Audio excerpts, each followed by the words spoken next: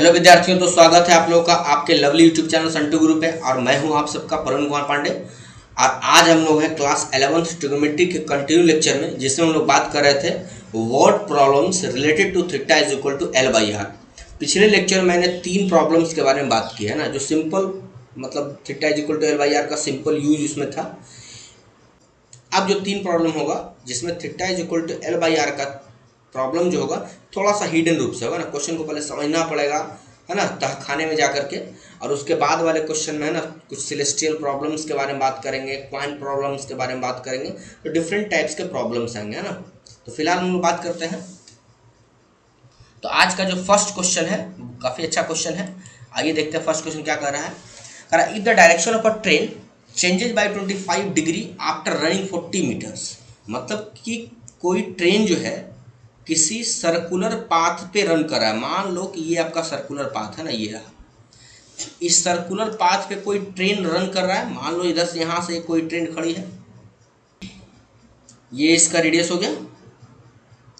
और फिर जो है यहाँ से कह रहा है कि आफ्टर रनिंग 40 मीटर का ये डिस्टेंस कवर का ना। मान लो ये 40 मीटर का डिस्टेंस कवर किया बाहर, यहाँ से लेकर के यहाँ तक का है ना, 40 मीटर का डिस्टेंस कवर कर दिया। अब कह रहा है जब ये 40 मीटर का डिस्टेंस कवर कर रहा है तब इसका जो डायरेक्शन है वो 25 डिग्री से चेंज हो जाता है। तो सोचो कि यहाँ पर का डायरेक्शन क्या होगा। यहाँ पर का डायरेक्शन कुछ यहाँ ऐसा होगा। डायरेक्शन मतलब क्या है, वहाँ पर हम लोग टेंजेंट ड्रॉ कर देते हैं है ना। कहीं पर अगर डायरेक्शन पता करना हो, फिजिक्स में आप लोगों ने पढ़ा होगा, तो वहाँ पे कुछ नहीं, चुपचाप हमको क्या ड्रॉ करना होता है, टेंजेंट ड्रॉ कर दो है ना। एक टेंजेंट यहाँ पे ड्रॉ कर दो, ये रहा आपका एक टेंजेंट। अब कह रहा है कि चेंजिंग ऑफ डायरेक्शन जो है वो कह रहा है 25 डिग्री है ना। तो वो कैसे निकाला जाए, वो निकालने का आइडिया हम बताते हैं कि जब भी है ना मतलब डायरेक्शन में चेंज निकालना हो तो दोनों टेंजेंट्स को ड्रॉ कर दो ना, मैच कर दो, मैच कर दो ना, ये रहा दोनों मैच किया। यहाँ पे यही जो एंगल बनाएगा यहाँ पे, यही एंगल जो होगा चेंजिंग दिखाएगा ना। कितना डिग्री का चेंजिंग है, 25 डिग्री का। साइड वाला ऊपर वाला एंगल, नीचे वाला इधर वाला मत कर देना, ठीक है। ये वाला दिखाता है कि कितना डिग्री का चेंजिंग है। मान लो कि कोई यहाँ पे आ जाता है ना, मान लो कि यहाँ बोलता 30 मीटर के बाद यहाँ आ गया, अब 20 डिग्री का चेंजिंग है, तो यहाँ पर भी तुम ड्रॉ करते ऐसे करके और फिर इन दोनों को मैच करते नहीं। और ये जो बाहर वाला एंगल होता है, ये जो बाहर वाला एंगल होता है वही क्या होता है, चेंजिंग दिखा देता है। अब बोल देगा कि इसके बाद इस पॉइंट से इस पॉइंट दिख रहा है पॉइंट, इस पॉइंट से इस पॉइंट तक मान लो 50 मीटर का डिस्टेंस है, और ये यहाँ से यहाँ तक जो है 40 डिग्री का है ना, जो सो ये एंगल पे जा रहा है। तो यहाँ पे ड्रॉ कर देते क्या, हम टेंजेंट ड्रॉ करते और फिर जो है सो इसको यहाँ से सेकंड वाले पॉइंट से फर्स्ट वाले पॉइंट पे क्या ड्रॉ करते, मतलब दोनों को मैच कर देते। ये जो बाहर वाला एंगल होगा वही दिखाएगा कि कितना डिग्री चेंज हुआ है। तो ये अपना ध्यान रखो, जब भी निकालना हो तो सेकंड वाले पॉइंट से फर्स्ट वाले पॉइंट पर आप क्या ड्रॉ कर दो, परपेंडिकुलर, मतलब सॉरी परपेंडिकुलर नहीं, एकदम परपेंडिकुलर, ध्यान रखना। दोनों को मैच करा दो ना, स्केल से मैच कराओगे तो वो जितना डिग्री का डिस्टेंस दिखाएगा वो आप लोग मेजरमेंट कर सकते हो। वो खुद से तुम कर सकते हो 40 मीटर दिखा करके है ना, ये आराम से हो जाएगा। तो चलिए हम बात करते हैं अपने पॉइंट फिर से ना। ये था मेरे पास 25 डिग्री का। अब नाम दे दो जरा, O A B और C। तो हमको तो निकालना है ये ना, तब तो theta is equal to l by r apply कर पाएंगे हम। क्या मैंने बोला था कि हिडन रूप से यहाँ दिया हुआ है। तो यहाँ पे जो लिखना पड़ेगा OABC जो है इज अ साइक्लिक क्वाड्रिलेटरल है। साइक्लिक क्वाड्रिलेटरल क्यों है सर, ये तो आप बताओगे ना, ये आप पे मैंने छोड़ दिया। अब ये बताते हैं थोड़ा सा कि ये साइक्लिक क्यों, थोड़ा सा ना बस खाली हिंट करेंगे, ज़्यादा मैं नहीं बताऊंगा इसमें। मैंने आपको कह दिया कि आप लोग पता, फिर भी थोड़ा सा हम हिंट करते हैं ना। जैसा कि बच्चा में हम लोग पढ़े हैं कि अगर ये चारों पॉइंट टच करे तो वो साइक्लिक होता है। तो ये आइडिया तो यहाँ नहीं हो, फ्लॉप कर गई आइडिया, क्योंकि चारों पॉइंट तो 3 ही पॉइंट टच करना है सर्कल पे। मतलब ये सर्कल से नहीं, किसी और सर्कल को लेकर के ये जो है सो क्या बना रहा है, मेरा साइक्लिक बना रहा है। मतलब कि अगर ये चारों पॉइंट को हम मैच कराएंगे ना भैया, तो एक साइक्लिक क्वाड्रिलेटर बन जाएगा। या सुनो, ये चारों पॉइंट को मैच करो, एक सर्कल बना, और सर्कल के अंदर चारों पॉइंट साइक्लिक क्वाड्रिलेटर फॉर्म हो गया, ऐसा बनने वाला है। ये आइडिया ये कह रहा है इसमें हमको, ठीक है, कोई दिक्कत नहीं है। तो एकदम व्हाइट वाला सर्कल याद रखना, वो बनाया गया बाद में है, वो इस फिगर के अंदर नहीं है ना, समझने के लिए। चलिए अब ये क्यों है, ये तो खैर आपको खुद सोचना पड़ेगा ना, ये साइक्लिक कैसे बना, फिर कैसे मैंने सोचा। आप लोग सोचिए, थोड़ा सा इनोवेटिव आइडिया लगाइए कुछ ऐसा है ना, साइक्लिक क्वाड्रिलेटरल की प्रॉपर्टी पता लग जाएगा आपको।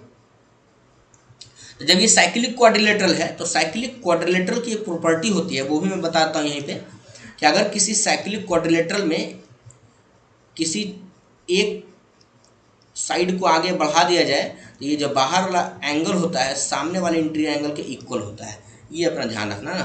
तो देखो तो क्या ये 25 जो है सर, क्या इसके इक्वल हो जाएगा? देखो तो इसको एक्सीड किया गया है, ये दोनों ये एक्सटीरियर है और ये इंटीरियर सामने वाला है, तो ये दोनों इक्वल हो जाएगा। हाँ सर हो जाएगा। तो मान लो कि इसका नाम एक्स रखा मैंने, इसका नाम वाई रखा, तो यहाँ से आप इसको मिटा दो, इसका कोई काम नहीं है ना। तो यहाँ से लिख सकते हैं x equal to y is equal to 25 degree. Reason क्या लिखोगे आप सर यहाँ पे? Exterior angle property of cyclic quadrilateral. चलिए तो यहाँ से x निकाला ना, तो x इक्वल टू क्या आ गया? 25 डिग्री। कन्वर्ट कर दो किस में? रेडियन में, चूंकि यहाँ पे तो रेडियन एंगल चाहिए ना। तो पाई बाई 180 तो कितना? 5 5, तो 5 पाई बाई 36 आ गया ना। 5 से कैंसिल कर दो अपना। चलिए लगा दो formula. Theta is equal to क्या होता है? L by r. और थीटा मेरे को कितना दिया हुआ है? और थीटा इज इक्वल टू कितना दिया हुआ है? 5 pi by 36 is equal to l, तो 40 गिवन है, आर हमको निकालना है। तो बस लिख दो अपना, आर इज इक्वल टू क्या आ जाएगा? 36 इंटू 40 और बाई 5, नीचे पाई आएगा तो पाई का मतलब 22/7, तो 7 ऊपर, नीचे 22। क्रॉस कट कर दो, थोड़ा थोड़ा होता है तो 5 8 11 और कितना? 18 18 और 26 7। जब इसको आप है ना पूरा आंसर लाओगे तो 91.6 के आसपास आंसर है ना, इतना मीटर हो जाएगा ना। चलिए तो ये हो गया इसका आंसर। अपना ध्यान रखना, काफ़ी इंपॉर्टेंट क्वेश्चन है। हम लोग आते हैं क्वेश्चन नंबर 2 पे, है ना। क्वेश्चन नंबर 2 क्या कर रहा है हमारा सर? क्वेश्चन नंबर 2 भी काफ़ी अच्छा क्वेश्चन है। क्वेश्चन नंबर 2 में बात कर रहा है ये अच्छा, क्वेश्चन नंबर 2 से पहले मैंने एक CW दे रखा है ना, ये आप लोग ट्राई करोगे ना, उसी ऊपर से रिलेटेड है ना, क्वेश्चन से रिलेटेड है अपना। क्वेश्चन नंबर 2 मतलब 5 है ना, 2 इसमें 5 पूरा, 3 वहाँ 1 यहाँ और ये 4, ये 5वां हो गया ना। ये क्वेश्चन कह रहा है कि the arc of a circle that subtends an angle of 30 degree at the centre is double two the another arc of the circle. ये सीधी सी बात क्या कर रहा है कि एक सर्कल यहाँ पे है, एक सर्कल यहाँ पे है ना, और कह रहा है कि दोनों, और करके मैंने लिखा है, दोनों का लैंग्वेज एक ही है ना, दोनों आसान लैंग्वेज है। An arc of 30 degree is one circle is double an arc in second circle. मतलब ये हो गया आपका एक आर्क इसमें बनाएगा और एक आर्क जो बाबू इसमें बनाएगा ना, ये रहा, इसमें बनाएगा। इसको मान लो आप L1 मान लो, इसको L2 जूम कर लो, इसको R2 करोगे ना, और ये आपका हो जाएगा R1। इसको θ1 मान लो और इसको आप θ2 मान लो। बस जो करना अपना कर दो, वो करना ना, कोई दिक्कत नहीं है ना। अब कह रहा है कि an arc of 30 degree is one circle is double an arc of second circle, मतलब इसका डबल है ये। तो ये क्या दिया हुआ है? 2 इंटू L2 दिया हुआ है, मैंने इसीलिए इसको डबल है ना, थोड़ा सा इस मतलब इसके कंपेयर में इसके लेंथ को मैंने बड़ा किया है, पहले मैंने क्वेश्चन पढ़ लिया।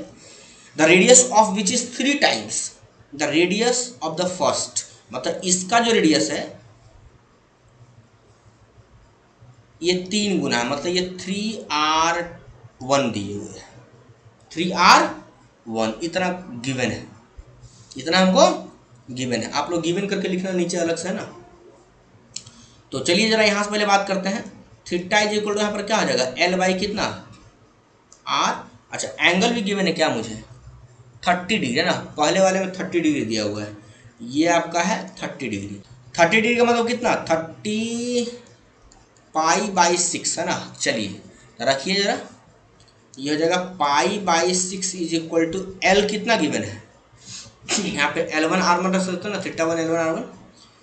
L1 इज इक्वल टू तो 2 इंटू L2 दिया हुआ है, अब बाई R1 को ही R1 रहने दो। यहाँ से आप L2 का वैल्यू निकाल के उसमें पुट कर देना ना, और क्या दिक्कत है यार, रहने दो ऐसे है ना। L1 रखा ना, L1 भाई। चलिए सेकंड में क्या है? θ2 is equal to L2 by R2। इसमें तो θ2 हमको निकालना ही है। L2 कितना गिवन है? L2 और R2 R2 किसका वैल्यू कहाँ रखा जाए ना, R2 का वैल्यू कितना रखा हुआ है, R2 इज इक्वल टू दिया हुआ है 3 इंटू R1, देखो ना R2 is equal to 3 into R1 लिख सकते हैं, और L1 is equal to 2 into L2। चलो देखो तो L2 का वैल्यू कितना दिया हमारे पास, L2 का वैल्यू दिया हुआ है, L1 का वैल्यू दिया ना, L2 को L2 ही रहने दो, और R2 का वैल्यू कितना 3 इंटू R1 दिए ना, 3 इंटू R1, और L2 के बदले में लिख सकते हैं, ध्यान से देखो सबको एक में बदल दो ना, L2 के बदले में क्या लिख सकते हैं, देखो तो यहाँ से L2 इज इक्वल टू क्या हो जाएगा, L1/2 नहीं हो जाएगा, L2 is equal to L1/2, देखो यहाँ पे ना L1/2, यहाँ से रख दो L1/2 इंटू 3 इंटू R1 है ना, यहाँ पे मैंने लिखा है। चलो L2 के बदले कितना लिख दिए, L2 के बदले L1/2 और 3 इंटू R1 तो पहले से दिए हुए था ना। अब यहाँ से देखो क्या आ गया, θ2 इज इक्वल टू 1/6 और L1/R1, और L1/R1 का वैल्यू हम कितना ले रखा है, π/6 है ना, तो ये क्या आ जाएगा आपका 1/6 इंटू कितना π/6, तो ये वैल्यू आपका क्या आ जाएगा π/36। आप चाहो तो इसका मेजरमेंट डिग्री में निकाल सकते हो, तो 180/36, तो 36 5 का 5 डिग्री आंसर आ गया ना, ये होगा आंसर इसका। तो चलिए ये भी काफ़ी अच्छा क्वेश्चन था, बस ये कन्वर्जन थोड़ा सा ध्यान रखना, आप कैसे भी कन्वर्ट कर सकते हो, कैसे वैल्यू रख सकते हो, उससे कोई दिक्कत नहीं है ना। आप लोग यहाँ पर वैल्यू है ना R1 जो है वहाँ पर वैल्यू रख करके निकाल सकते थे, बस वैल्यू आपको फाइंड आउट करना है ना, दोनों कंपेयर करके वैल्यू निकालना है। चलिए तो ये अगला है क्वेश्चन नंबर 6 हमारा, इसी टाइप का क्वेश्चन कुछ है, इस पर हम बात करते हैं। तो ये है हमारा अगला क्वेश्चन, और ये है ना इस पार्ट का ये लास्ट क्वेश्चन है, जिसमें ये कह रहा है आपसे कि if in 2 circles arcs of same length, मतलब 2 सर्कल दिया हुआ है, जिसमें ये कह रहा है कि आर्क्स ऑफ सेम लेंथ, मतलब आर्क का जो लेंथ दिया वो सेम ही दिया ना, ये हो गया आपका, एक फॉर्म कर रहा है 60, एक 75 है ना आपका। चलिए थोड़ा सा एक बड़ा कर दो ना, बोल रहा है एक जो फॉर्म कर रहा है सेंटर पे एंगल 60 डिग्री, एक कितना 75 डिग्री।